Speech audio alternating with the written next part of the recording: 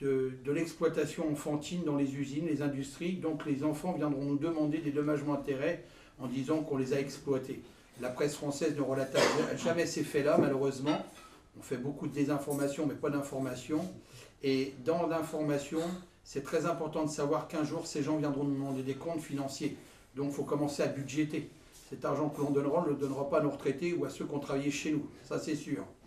Donc on est, si vous préférez, nous sommes les complices de l'exploitation enfantine et de l'exploitation humaine, même chez les gens de chez nous. Lorsqu'on voit une entreprise comme Caméraman qui a fermé ses portes, ou qui va fermer ses portes et qui font des propositions à des employés de France, d'aller travailler en Inde pour 63 € par mois, c'est-à-dire 2,10 € par jour, en travaillant du lundi au samedi 10 heures par jour, 60 heures par semaine.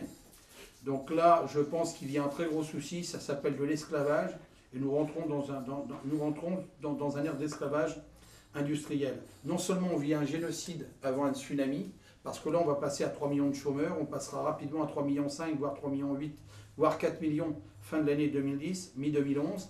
Ce n'est pas un rêve, c'est une réalité. Les autres, là où vous font blablabla, yaka, faucon, comme je dis toujours, ce sont les cigales et nous on est les fourmis. Eux, ils nous jouent du violon, de l'accordéon, voire de la clarinette de père en fils depuis plusieurs générations, parce qu'il se passe toujours le bâton de berger.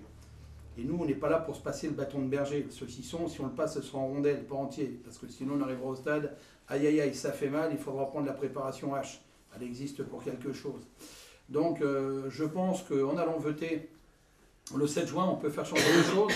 Je sais que je suis un tout petit bonhomme, mais en tant que chef d'entreprise, je fais quand même 15 millions d'euros de chiffre d'affaires, seul, sans salariés. Très peu de Français peuvent dire qu'ils font 15 millions d'euros. Je suis fier de le dire, en démarrant de rien, ce qui fait 100 millions de francs, 10 milliards de nos centimes. Donc je ne suis pas PME, PMI, je suis industriel sans salariés. C'est très bon. Ça prouve quand même que quand on veut, on peut. Et puis dire à tous ceux qui nous taxent, qui nous surtaxent et qui n'arrêtent pas de nous raqueter, ce que j'appelle les macros, qui viennent aussi bien de Sciences Po ou de l'ENA, ces gens-là, il va falloir un jour les calmer.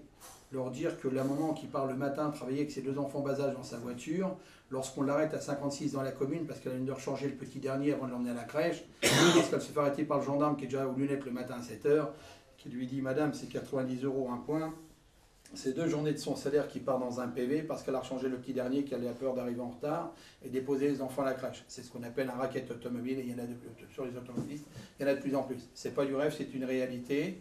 Les gens n'ont pas conscience, comme ils n'ont pas conscience du dégât du chèque barré, ce que j'ai expliqué à la télé l'autre jour, lorsque je vois un gros débat à ce sujet-là. Le chèque barré est instauré il y a pratiquement aujourd'hui 40 ans. C'est ce qui a détruit l'économie des Français parce qu'on leur a obligé par le chèque barré d'avoir...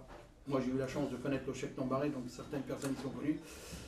Donc on a obligé les gens à avoir un compte bancaire et vous prenez un smicard, ce que j'expliquais l'autre jour sur France 3 Limoges samedi dernier dans La Voie libre. J'expliquais que le prélèvement sur un smicard est de 4 à 700 € par mois. Et s'il y a des smicards dans cette salle, ce soir vous rentrez, puisque les banques sont obligées de payer maintenant les frais qu'ils prélèvent à l'année. C'est très simple, c'est en moyenne entre 5 et 700. J'ai mis 400 en plus bas parce que c'est les frais de gestion.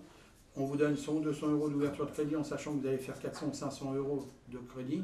Donc on va vous dépasser, vous aurez du 18%, vous allez avoir du 7%. Et puis après, vous avez vos comptes et les chèques établis qui sont prélevés. Et là c'est très dur, très très dur, très très dur. Donc les Français se font exploser dans le système français. Comme je suis entièrement d'accord, si on veut, on retire demain le bouclier fiscal, mais si on retire le bouclier fiscal, on va demander des gens politiques de se retirer du bouclier fiscal parce que ces gens-là ont leur prélèvement à la source.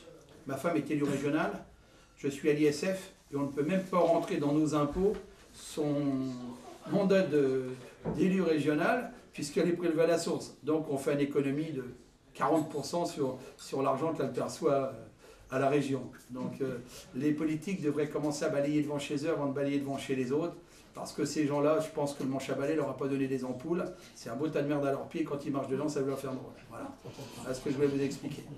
Donc surtout le 7, allez voter, la France en a besoin, Français de toute origine, parce que je pense qu'ici il y a des Français de toute origine, du 100% blanc-blanc, du blanc-bleu, il n'y en a plus beaucoup chez le bijoutier, avec des faux bien souvent. Donc, messieurs, mesdames, pardon, allez voter le 7 juin et on sera content d'arriver à la victoire. Je pense qu'on en a bien besoin. Et je vous dis quand même, je vous informe que j'y vais pas pour la gamelle, puisque mon mandat de député sera reversé les 5 500 € net par mois au Restaurant du Cœur des 13 départements. Chose que j'ai annoncée sur les radios, les télés, les journaux, et un huissier de justice déposera le 27 à la radio des 13 départements le papier qui fait bien foi que je donne au Restaurant du Cœur des 13 départements mon mandat de député. Donc sachez que j'y vais pas pour la gamelle. Regardez, j'ai bien une tête d'humain, pas une tête de chien. Quoique les chiens sont des fois plus respectables que certains humains parce qu'ils savent reconnaître quand on leur apporte de l'amour et de l'affection. C'est pour ça que je donne souvent la SPA parce qu'on se retrouve avec des amis là. Voilà. Merci d'être venu. Maintenant, s'il y a une question à poser, 2 questions, 3 questions, comme vous voulez, je suis là pour ça.